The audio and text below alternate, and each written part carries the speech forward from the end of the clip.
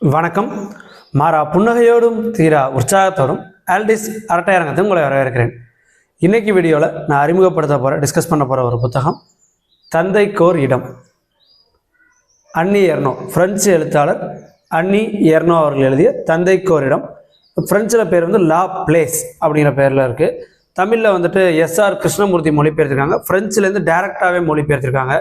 காலச்சுவடு பதிப்பகம் இந்த புத்தகத்தை வெளியிட்டிருக்கு. ஒரு சின்ன புத்தகம் தான், ஒரு 70-80 பக்கம் உடையது. இந்த புத்தகம் எதை பற்றி பேசுது அப்படிங்கிறதையும், இந்த புத்தகம் இப்போ நமக்கு வாசிக்கும் போது பெரிய லெவலில் எனக்கு கனெக்ட் பண்ணலை. ஏன்? அதே நேரம் இந்த புத்தகத்தை வாசிக்கும் போது நம்மளுடைய தமிழில் உள்ள பல சிறுகதைகள் நினைவுக்கு வந்துச்சு. ரொம்ப பிரமாதமான அந்த சிறுகதைகள் நினைவுக்கு வந்துச்சு அப்படின்னு சொல்லலாம். ஸோ இந்த புத்தகம் முதல்ல எதை பற்றி பேசுது அப்படின்னு பார்ப்போம். இது எதை பற்றி பேசுது அப்படிங்கிறத காட்டிலும் முதல்ல அதோட முன்னுரையை சொல்லிடணும். ஏன்னா முன்னுரையில் எப்படி இருக்கும் அப்படின்னா, ஒரு அப்பா படிக்காதவர், அவர் வாழ்க்கை முழுதும் எப்படி கஷ்டப்படுறாரு, அவருடைய மகள் படித்ததுனால எப்படி வாழ்க்கையில் முன்னேறி வந்துட்டாங்க அப்படிங்கிற மாதிரி முன்னுரை இருக்கும். ஸோ அந்த முன்னுரையை நீங்கள் படிக்கும்போது ஒரு வர்க்க வேறுபாடு, பொருளாதார நிலை சார்ந்த ஒரு புத்தகமோ, ஒருத்தர் கூலி தொழிலாளி அப்படி கஷ்டப்படுறாரு, அதே படித்தவன் எவ்வளோ தூரம் மேலே வந்துட்டான் அப்படிங்கிறது போல் அந்த முன்னுரை இருக்கும். ஒரு பக்கம்தான். பட் ஒரு வர்க்கத்தை, பொருளாதார வர்க்கங்களை குறித்து பேசுகிற மாதிரி இருக்கும். பட் இந்த புத்தகம் அப்படிப்பட்டதெல்லாம் கிடையாது. இது ரொம்ப சிம்பிளான ஒரு புத்தகம்.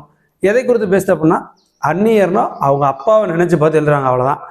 ஸோ அவங்க அப்பாவோட காலகட்டம், அவங்க அப்பா இறந்ததுக்கு பிறகு அவங்க அப்பா நினச்சி பார்க்குறாங்க, எங்கள் அப்பா இப்படி இருந்தார், இப்படிலாம் இருந்தார் அப்படின்னு நினச்சி பார்த்து எழுதியிருக்காங்க. ரொம்ப சிம்பிளாக, அவ்வளோதான். அவங்களுடைய நினைவலைகள் கிட்டத்தட்ட ஒரு எப்படின்னா ஒரு புனைவு இல்லாது. இது ஃபிக்ஷன் கேட்டகரியில் சேர்க்க முடியாது, நான் ஃபிக்ஷன்லேயே சொல்லலாம். அவங்க தந்தையை குறித்த ஒரு நினைவலைகள் அப்படின்னு. இந்த புத்தகம் நமக்கு படிக்கும்போது ஒரு பெரிய லெவலில் கனெக்ஷன் கொடுக்குதா அப்படின்னு கேட்டால் கிடையாது. என்ன காரணம் அப்படின்னு பார்த்தோன்னா, 2 காரணங்கள். ஒன்று நிலம், இன்னொன்று காலம். ஏன்னா இது இப்போ ஃப்ரான்ஸில் நடக்குது. கதைன்னு சொல்ல முடியாது, நினைவலைகள் ஃப்ரான்ஸில் நடக்குது. இங்கே நமக்கு அந்த நிலம் தெரியாது, அவங்களுடைய வாழ்க்கை முறை தெரியாது. அதே மாதிரி காலம் கிட்டத்தட்ட ஒரு 70-80 ஆண்டுகளுக்கு முன்பான அந்த உலக போர் சூழ்நிலைகள், அப்படிப்பட்ட காலம். இன்றைக்கி நம்ம அந்த நிலைமையில கிடையாது. ஸோ ரெண்டுமே நமக்கு அந்த கனெக்ஷன் கிடையாது நமக்கு. ஸோ அது ஒரு பிரச்சனை. அது மட்டும் இல்லாமல் சிம்பிளாக அவங்க அப்பாவை பற்றி பேசியிருக்காங்க. ஸோ தொடங்கினதுலேருந்து எண்டு வரையும் எங்கள் அப்பா இப்படி இருப்பார். ஏன்னா அவங்க அப்பா வாழ்க்கையை ஒரு பண்ணை அடிமையாக தொடங்குறாரு. அதற்கு பிறகு ஒரு ஆலை தொழிலாளி, ஒரு ஃபேக்ட்ரி வேலைக்கு போகிறாரு. அதுக்கு பிறகு கொஞ்சம் காசு கிடைக்கும் போது ஒரு சின்ன ரெஸ்டாரண்ட், ஹோட்டலும் வீடு கீழே மேலே இருக்கும், கீழே ஹோட்டல் அப்படிங்கிற மாதிரி வச்சு நடத்துகிறாரு. ஸோ இதிலலாம் ஒரு பெரிய பிஸ்னஸ் மேன் ஆகிட்டாரா, ஒரு பண்ணை அடிமையிலேருந்து தொடங்கி ஒரு பெரிய பிஸ்னஸ் மேன் ஆகிட்டாரா அப்படின்லாம் கேட்டால் அப்படிலாம் கிடையாது. வாழ்க்கையை ஓட்டுறாரு. ரொம்ப ஒரு பிளைனான சிம்பிளான நினைவலைகள் அப்படின்னு தான் சொல்லணும். இது ஏன் போர் அடிக்குது அப்படின்னு பார்த்தோன்னா, நிலம் காலம் அப்படிங்கிறத தாண்டி தொடர்ச்சியாக அவங்க தந்தையை குறித்தே சொல்லிக்கிட்டு இருக்காங்க. எங்கள் அப்பா காலையில் எத்தனை மணிக்கு எந்திரிப்பார், எங்கள் அப்பா இந்த மாதிரி கையை மடிச்சு விட்டு போடுவார், எங்கள் அப்பா இப்படி சிரிப்பார், அவருக்கு இந்த நாயை வளர்த்தார் அப்படின்னு என்னப்பான்னு பேசிக்கிட்டு இருக்கும்போது நமக்கு ஒரு ஸ்டேஜுக்கு மேலே போர் அடிக்க ஆரம்பிச்சிடும். ஏன்னா இப்போ நம்மளுமே நம்ம அப்பாக்களை பற்றி சொல்லலாம். எங்கள் அப்பா காலையில் எத்தனை மணிக்கு எந்திரிப்பார், இத்தனை மணிக்கு பல்லு விளக்குவார், இத்தனை மணிக்கு வேலைக்கு போவார், இத்தனை மணிக்கு வேலை முடிஞ்சு வருவார், அவருடைய குணாதிசயம் என்ன அப்படின்னு இது ஒவ்வொரு இண்டிவிஜுவலும் நம்மளே நம்ம அப்பாக்களை பற்றி சொல்ல முடியும். ஸோ அதையே ஒரு 70 பக்கத்துக்கு படிக்கும்போது போர் அடிச்சிருது அப்படின்னு சொல்லலாம். பட் அதை தாண்டி நம்ம தமிழில் இதை படிக்கும்போது நமக்கு தமிழில் ஒரு சில சிறுகதைகள் நினைவுக்கு வந்துச்சு. இப்போ அன்னி எர்னோ பார்த்தோன்னா அவங்க ஒரு பெண் எழுத்தாளர், தந்தையை குறித்து எழுதியிருக்காங்க. தமிழில் அதே போல் ஒரு சிறுகதை ரொம்ப பிரமாதமானது. சந்திரவதனா அப்படிங்கிறவங்க எழுதிய கல்லட்டியல் அப்படிங்கிற ஒரு சிறுகதை சொன்னோம். அதுவும் மகள் தந்தையை குறித்து எழுதியது தான். அதோட தொடக்க வரிகளே ரொம்ப அழகாக இருக்கும். அதாவது, துகிலுரித்த மரங்களின் நிர்வாண அழகை ரசித்தது போதும் என்று நினைத்ததோ இயற்கை, மரங்களுக்கெல்லாம் பனிப்போர்வை போர்த்தி கொண்டிருந்தது. ஸோ அந்த முதல் வரியே சிறுகதையோட முதல் வரியே ரொம்ப அழகாக இருக்கும். இந்த சிறுகதை நம்ம சேனல்லே இருக்குது, கல்லட்டியல் அப்படின்னு சொல்லிட்டு. நான் கீழே கமெண்ட்ஸில் லிங்க் போடுறேன். சந்திரவதனா அப்படின்னு எழுதியது. அவங்க தொடர்ச்சியாக நிறையா எழுதலை. இப்போ இந்த சிறுகதையே பார்த்தோன்னா, மாலன் அவர்கள் தொகுத்த கண்களுக்கு அப்பால் இதயத்துக்கு அருகில் அப்படிங்கிற ஒரு சிறுகதை தொகுப்பில் தான் இருந்துச்சு, சாகித்ய அகாடமி வெளியீடு. ஸோ அங்கேருந்து நான் படித்தது தான் இந்த ஒரு சிறுகதை. ரொம்ப பிரமாதமான ஒரு சிறுகதையாக இருக்கும் அப்படின்னு சொல்லலாம். அதே மாதிரி இது மகள் தந்தையை குறித்து நினைத்து பார்த்து சொல்லக்கூடிய ஒரு சிறுகதை.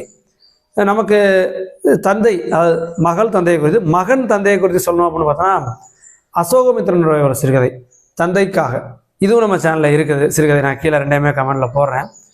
ஒரு பெரிய சிறுகதைன்னு சொல்லலாம். கிட்டத்தட்ட நானே 16 நிமிஷம் சொல்லியிருப்பேன். அதோட கிளைமேக்ஸில் தான் அந்த மகனுக்கு தந்தை மீது உள்ள பாசம் வந்து அப்படி பளிச்சுன்னு வெளிப்படும். கதை வந்து ஃப்ளோ ஃபஸ்ட்லாம் கேட்டுக்கிட்டே இருந்தீங்கன்னு வச்சுக்க, என்னடா ஏதோ ஒரு கதை போகுது அப்படிங்கிற மாதிரி இருக்கும், வாசித்தாலும் அப்படி தான் இருக்கும். பட் அந்த கிளைமேக்ஸ் தொடும்போது அந்த அப்பாவுக்கும் பையனுக்குமான அந்த பாச உணர்வு ரொம்ப அழகாக வெளிப்படும். அசோகமித்திரனுடைய தந்தைக்காக அப்படிங்கிற சிறுகதை. இது போக இன்னும் 2 கதை சொன்னோம். அசோகமித்திரனோட அப்பாவின் சிநேகிதர். இது வந்து டைரெக்டாக அப்பா பையன் பாசத்தை பற்றி பேசாது. அப்பா இறந்ததற்கு பிறகு அப்பாவின் ஒரு ஃப்ரெண்டை பார்க்குற மகனுக்கும் அந்த சிநேகிதருக்கும் இடையுமான ஒரு உரையாடலை குறித்து பேசக்கூடியது. அதே போல் பிரபஞ்சனோட ஒரு கதை இருக்குது, அப்பாவின் வேட்டி அப்படின்னு சொல்லிட்டு. அந்த கதையை நான் என்ன படிக்கலை, புக்கு வாங்கி வச்சுருக்கேன், என்ன படிக்கலை. பட் இந்த மாதிரி ஒரு 4 கதைகள் எனக்கு உடனே ஞாபகம் வந்துச்சு. இதை படிக்கும்போது இந்த புத்தகம் எனக்கு பெரிய ஒரு கனெக்ஷன் பாயிண்ட்டை கொடுக்காட்டி கூட உடனே எனக்கு தந்தைக்காக நினைவுக்கு வந்துச்சு. ஏன்னா பெண் எழுத்தாளர் தந்தையை குறித்த நினைவுகளை சொல்கிறது.